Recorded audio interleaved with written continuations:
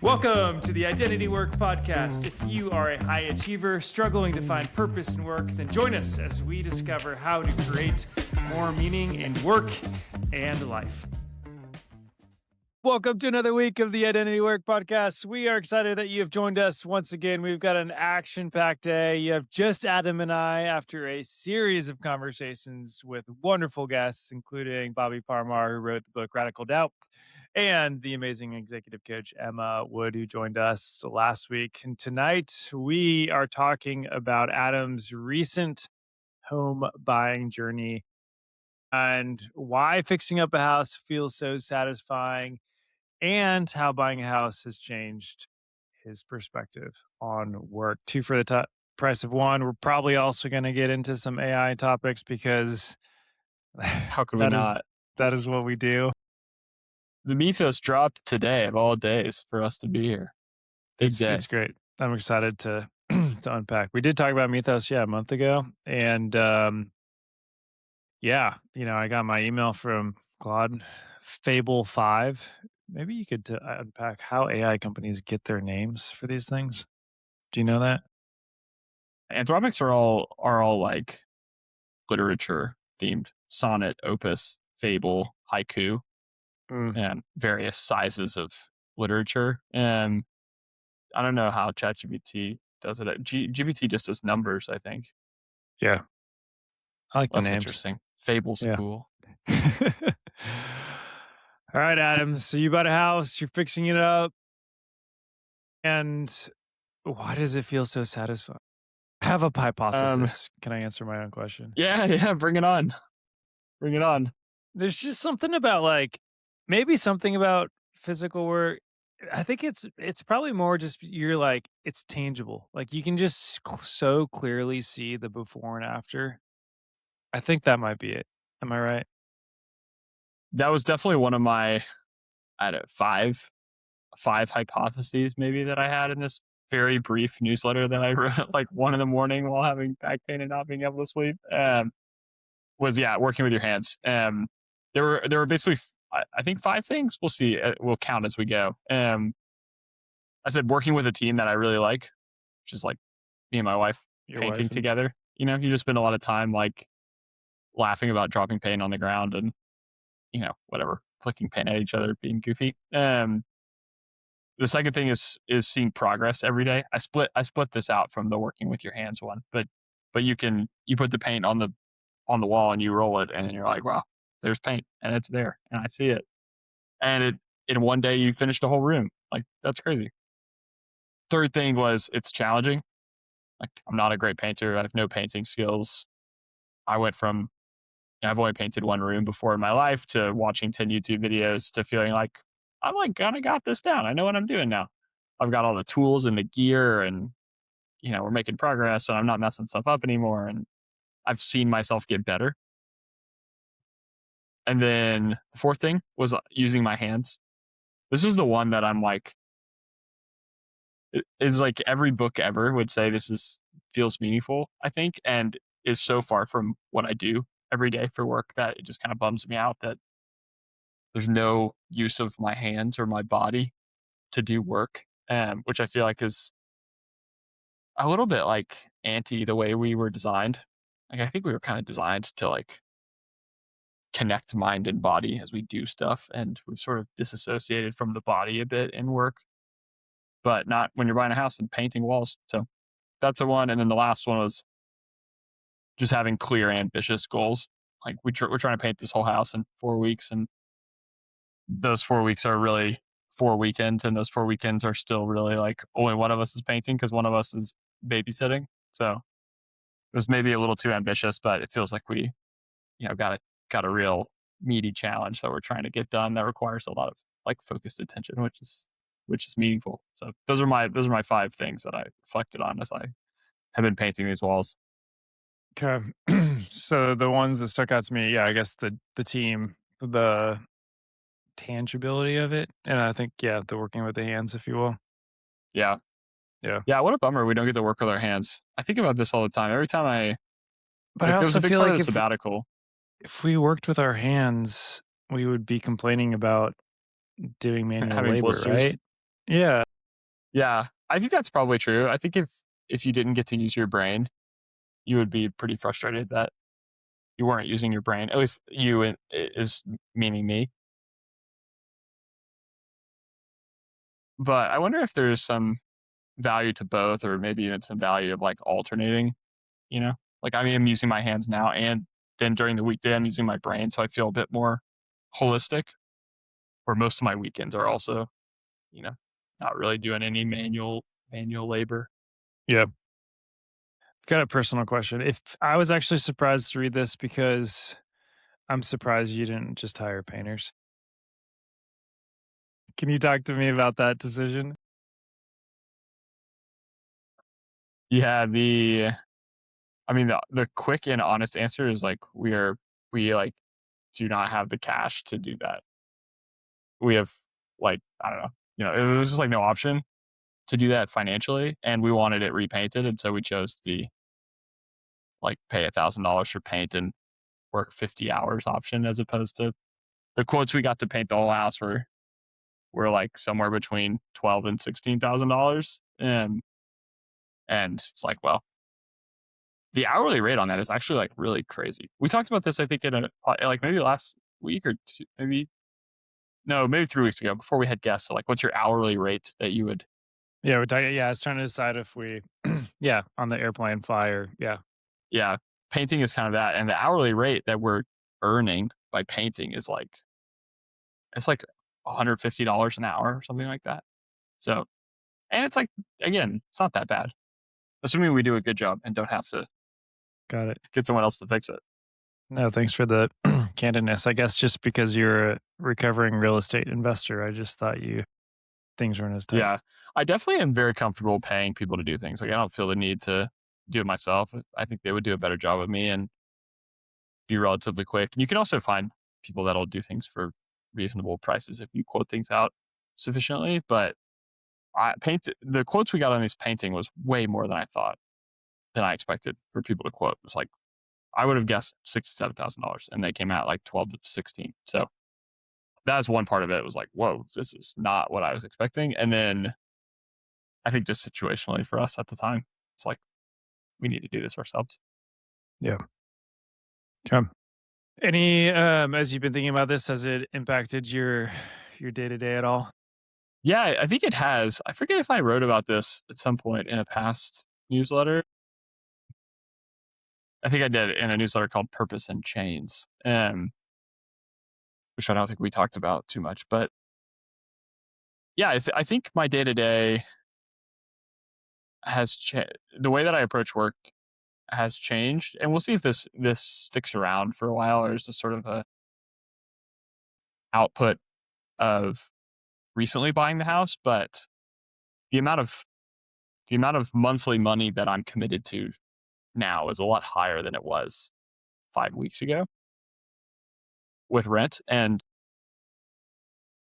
Can I ask what your interest rate is? Is that bad? Is that personal? I'm just curious what it is these days. um, I was You like know. 6.3. Okay. That'll come down. I'll save a couple $100 a month at some point refinancing, and all those things. And but my so I was reflecting on like my monthly commitment of finance is a lot higher, and also what you feel like you're getting out of that feels more like meaty or important. Where when you're in rent, it's like, if we have to move apartments, it's not that painful. But if we can't financially afford to live in this house that we have been in for 5 years, and our kids like view as their home, that we painted all the walls for like 4 weeks painting, that feels a lot more painful. And so I feel like showing up to work, I've I've felt the like impact of being a provider more tangibly than I have in the past. And man, so long ago, like some of the first podcasts we did, we got into research on the different ways that people experience meaning at work. And there was like four quadrants. I think generally it's been so long since we talked about this, but there was like generally four quadrants, and there was different sort of like each. I think everyone feels meaning minimally from all four of those quadrants, but people generally are like more biased to one or the other. And I was more biased to the like growth, learning, sort of like development quadrant. And I feel myself moving more towards the quadrant of like provider is another one of those. Like the impact of the money that you earn is a way that people have experienced meaning. And for me, that's until this experience of buying a house has been like a very minimal part of how I experience meaning. I've almost seen the earning of money as like a bad thing to be, um, I don't know, to like run away from because I'm like scared I'm going to get addicted to it. Maybe that's like a weird way to frame it, but kind of true. But I don't know. Yeah, like I said, in the last couple of weeks, this experience of buying a house and feeling like I'm like providing that to my family, and like I need to be working in order to continue to do that, or we won't be able to live there. Has felt legitimately meaningful as I show up to work and do stuff that provides that opportunity for them. Hmm. Hmm. That's good. Yeah, and that's why kind of one of your pieces was about purpose and chains. I guess the purpose is working Yeah, to provide, and then, but it also, you want to unpack the chains part of the equation. yeah. There's definitely yin and yang to the feeling of meaning when you show up. The flip side is you can't just drop it and leave. Like when you're renting, our sabbatical had people ask all the time, like, how did you do that? Like, how did you afford that or pull that off? And the the like honest truth is it cost very similar to living in the US. Like our costs were almost no different. We stopped working, and so like we lost our income. That's where the cost came in, was the several months we weren't working. But just to say, like I had no chains. Like we dropped everything and we moved, and our costs were unchanged, and like we could do that totally fine with no obligation. And now I can't do that. Like if I want to unburden myself from this house, like I'm gonna go sell it, and I'm gonna spend tens of thousands of dollars in selling costs to sell it, and that would be very painful. So yeah, there is some sense of like obligation to the job, and even obligation to, we spend a lot of time wrestling with how much do you spend on a house, and that's really connected to like how much do you expect to earn for the next 30 years in a way. And we chose a house somewhere in some level that locks me into earning X income for until the house has no more mortgage. And so not only do I have to work some job, I have to work a job that's relatively similar income to the one that I work now, which limits my ability to quit my job and go start that AI consulting business that you keep trying to get me to start. I do. For all of our listeners out there, I want Adam to start an AI consulting business where he works with small, medium-sized businesses to integrate AI, and I think there's something there. Yeah. If anyone wants to talk to me about doing that and like So doing it very tiny on the side, I'm we'll happy to chat about it. we'll shift the sponsorship of this podcast from Arvo to Adam AI. Hey, that is a good Arvo's ring had to it. a long reign on it. We do. I probably need to re-record our little blurb of that, but yeah, no, it's good. Okay. Yeah, no, I appreciate your sharing that. I think you've said what, some of us have been scared to say about, like, I don't know, I guess me personally, of, yeah, working to want the money. And I guess, yeah, it feels weird to say like chain down. Or I don't know. I'm stumbling over my words, as you can tell. But I think we struggle too with just like the sentiment of feeling settled. It's like if the adventure days are over when you buy a house, which I don't think is true. I think it's like my friend Stuart Campbell who said having kids, it's less fun, more joy. And like getting a house is part of that journey of like of less fun and more joy. But it was something that Lex and I like feeling more kind of locked in. It feels like a new era, if you will. Yeah. How did you think about the house buying decision slash quitting your job to start a consultancy decision. Like those are big, Yeah.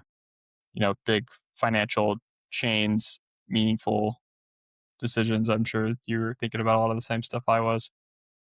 Yeah. I mean, I think on the house, we'll start with the house buying. It is hard because we're very blessed and privileged to kind of go in the question of like can and should and like what's appropriate.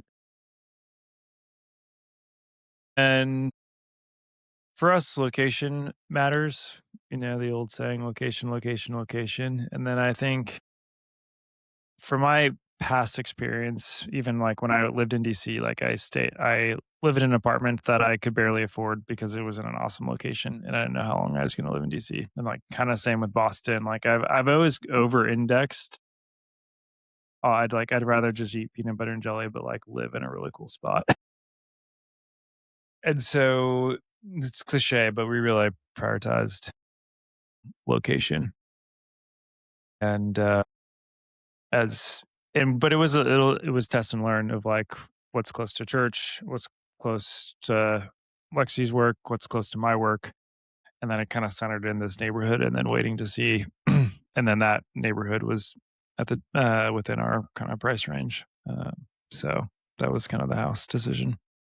But it was humble. It was kind of the first time because we were buying a house when I after I had already left, and the way the MoneyGram thing worked out is like, oh, I got a lump sum, but then there's no income. And so then when we were buying the house, we're like, oh, double income, no kid. But then we're like buying the house, it's like, oh, I am worthless to the mortgage application. They only care about my wife's income. So that was like humbling. And then a lesson learned that it's like they care more about income than they do balance sheet, which was a eye opener for me. So Mm, yeah, yeah, and then like starting Arvo versus, I mean, I'm sure you could have found some job that paid you some salary that was more than you made at Arvo for your first X amount of months. yeah, How'd you think about that decision with the like house that you now had to pay for? had to fund. Yeah, had to fund. I mean, I think we're in a, you know, blessed position where we're not, I guess, I don't know, blessed is, I don't know, whatever the word is, but we're not entirely reliant on my salary, right? And we're not entirely reliant on yours. So that takes some of the stress off. I don't, so I'm very grateful that Lexi's has worked because it does take some of the burden off. And I don't think I would have been able to start Arvo if she wasn't working. I would have had to go with more of the sure thing, if you will. And so, like by her working, it created an opportunity for me to pursue my dream to start a business and build the dream team and carve out a niche in the market. So I give her a lot of credit. I think it would have definitely been different if I was the only income earner in our house. Yeah, So, yeah, so I think that played in it. It's I think as a guy, it is humbling to like not to make less money candidly than your wife, and like to not always feel like the provider.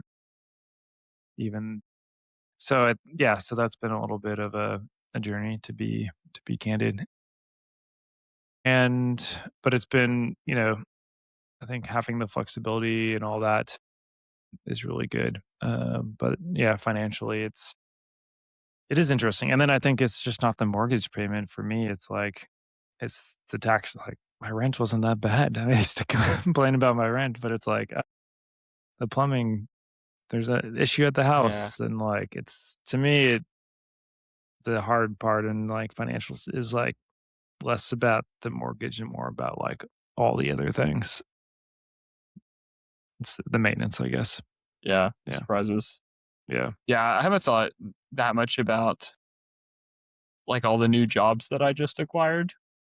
Something that I've talked about a little bit with Christy, but not like extensively. But I tend to be the one who manages all the like even now in our apartment. Like anytime something breaks, I'm like the one that fills out the maintenance request and manages the maintenance people that come and tells them what to do and that kind of stuff. And Christy doesn't really.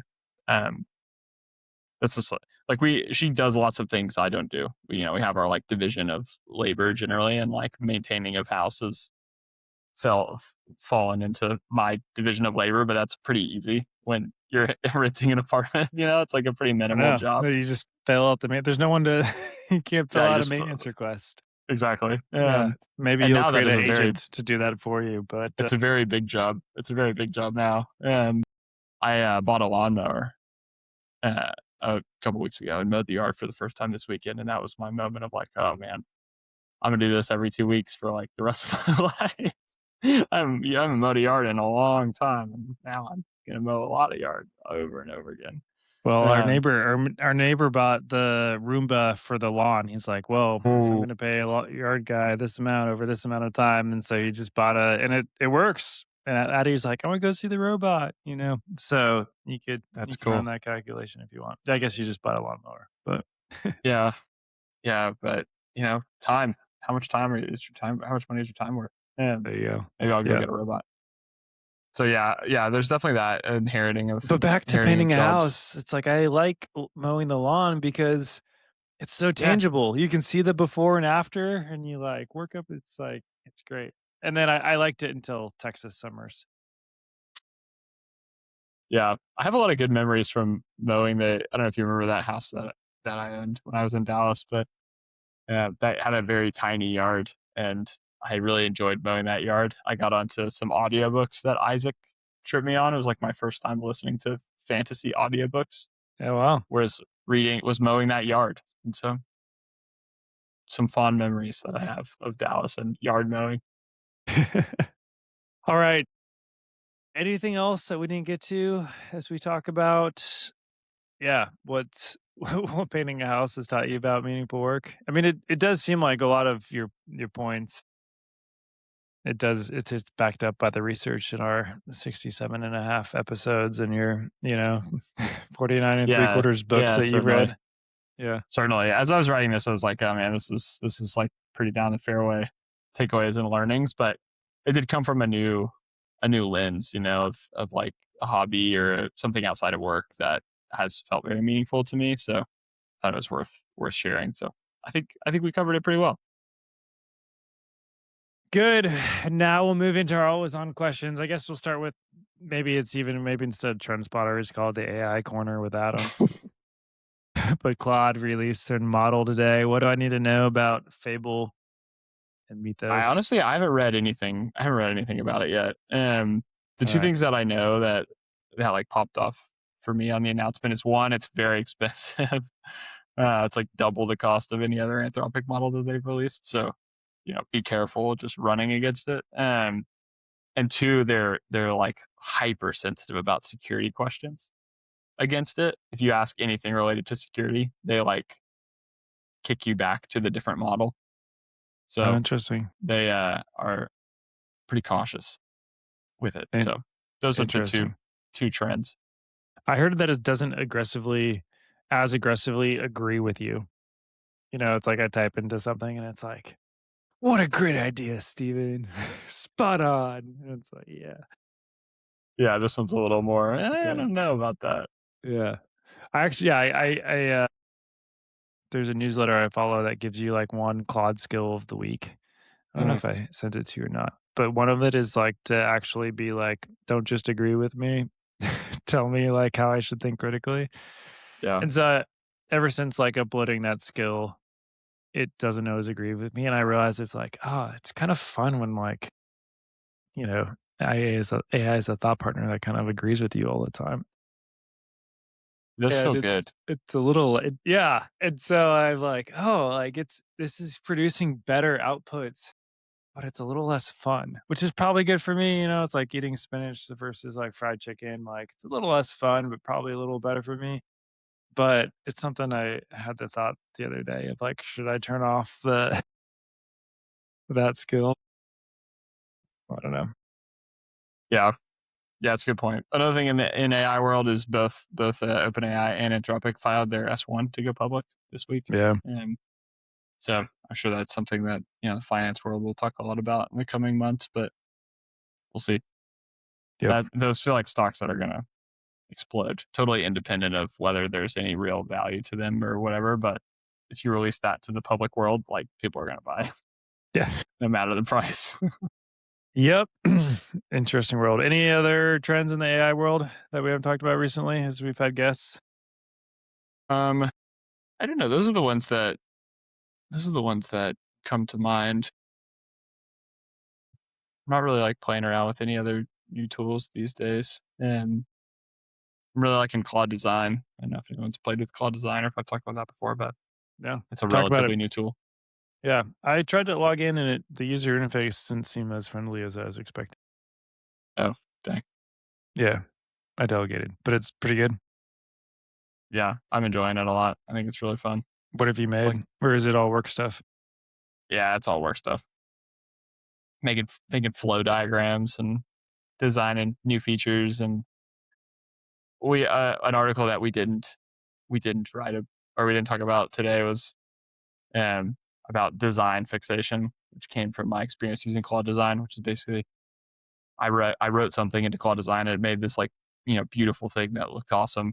And then I spent like 3 days critiquing the names of the columns and the colors of the boxes and that stuff. And then I went to some meeting to present it, and someone was like, "Why don't we do this in an entirely different way?"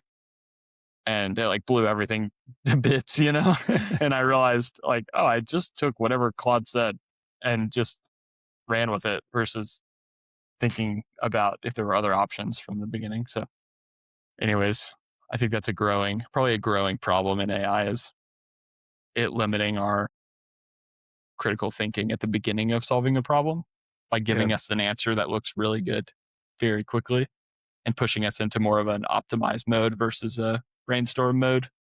Yeah. That's a good point. So I don't know. Those are my random trends. You got any trends? Okay. No. I'm looking at I just came from a talk on AI right before we sat down to record this. And the guy's thesis a little bit like to implement AI, it's more of a organizational thing versus like a technological thing. So I've been chewing on that. I've heard that twice now from two different leaders. So I think that's kind of interesting. He kind of said that there's AI FOMO is causing a lot of this rush of like people feel the pressure to get AI right, but not necessarily the conviction that it'll actually move the needle for their business, which I thought was interesting. So yeah, just some things I'm chewing on. Yeah. Yeah, it's good. Yeah. All right. Let's go to Delve Deck. I got some rough ones last time. I might need to buy a new version. That's okay. The spicier ones are a little easier when there's not a guest. That's true. It's a little less good to ask a new person entering the room that I kind of a know. question. If you had to move to another country but could pick any you'd like, which would you choose and why? Mm, Speaking of your infamous sabbatical. I could move to any country. I feel like for a long time, said London, but I changed my answer to Portugal on the sabbatical, and very specifically Lisbon. Okay. I would love to live in Lisbon. I think it'd be so fun. Yeah. Yeah, it's like a cheap place. The food's amazing. You got the beach. You got history. You got super nice people. I don't know. It's just an awesome place. Good. I Yeah. remember What about actually you? very vividly from early days of the podcast when you were in Lithuania. I was like, "What's your one travel tip?" And you're like, "Just come here." I think it was Lithuania, maybe Estonia. You're like, It's "It's underrated." Slovenia. Slovenia. Slovenia. Yeah. Yeah. Okay. Sorry. Yeah. That one is a good one, but that one is you got to live there. Like I think that's an amazing travel destination that Yeah, yeah. that But if like you're people gonna should go to. live, If you're gonna yeah, live, I'm like I'd rather be closer to the U.S. and in a bigger city with like more stuff going on. yeah, that's good. Yeah. Yeah, if I was gonna live somewhere, maybe Zurich. Mm. That came top of mind. I think it's a beautiful city and on the lake. It doesn't solve the cost equation. That is definitely true. Every time I've ever been to Switzerland, I'm like, this place is Yeah. just different. It hits different. Everywhere you go, your money just It's is like flowing out 40 of your pocket. $40 hamburger. It's crazy. But I don't understand how people legitimately live there. I don't No, get it. no. And like you look at average salaries and stuff, and it's like, yeah, I don't understand. So, But it's amazing. Switzerland's so pretty. yeah. Good choice. Thanks. But I'll put Lisbon on the map. So, yeah, it'd be good. All right. And what's one thing you want us to journal about or journal about over the weekend? I'm thinking about things outside of work that feel meaningful. I picked Okay. house projects as my example. But yeah, I would be curious for people to reflect on, hobbies that they're up to or things they're doing generally in life that are feeling like meaningful work to them. My answer is this podcast. So thanks for joining me, Adam. It's a good one. Yeah. It is fun. It is fun. I really enjoy it. All right.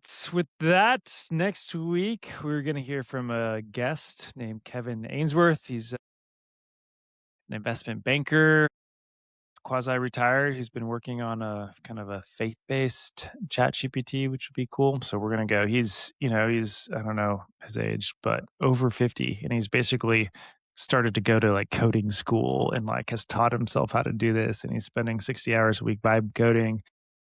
So you guys are going to nerd out Man, I'm hardcore. pumped. But he has a great perspective too on identity and work and how actually maybe we should press into work for some of our identity because work's a reflection of our of our strengths and unique giftings. So it'll be a wide ranging conversation, but excited to have him on next week. Amazing. Pumped for How that. about that for a teaser? All right. So for that, we'll see you next time. Thanks for joining us. This show has been brought to you by Arvo Advisory, a new category of consulting company, half management consultancy and half executive communication and PR firm. Arvo works with great leaders to craft and communicate their strategy to achieve change and create valuable companies. Find out more at arvoadvisory.com or follow us on LinkedIn. And finally, if you've been blessed at all by this podcast, please remember to rate and review the show or share it with a friend. And with that, go forth and know that you are loved because of who you are and not because of what you do for work. See you next time.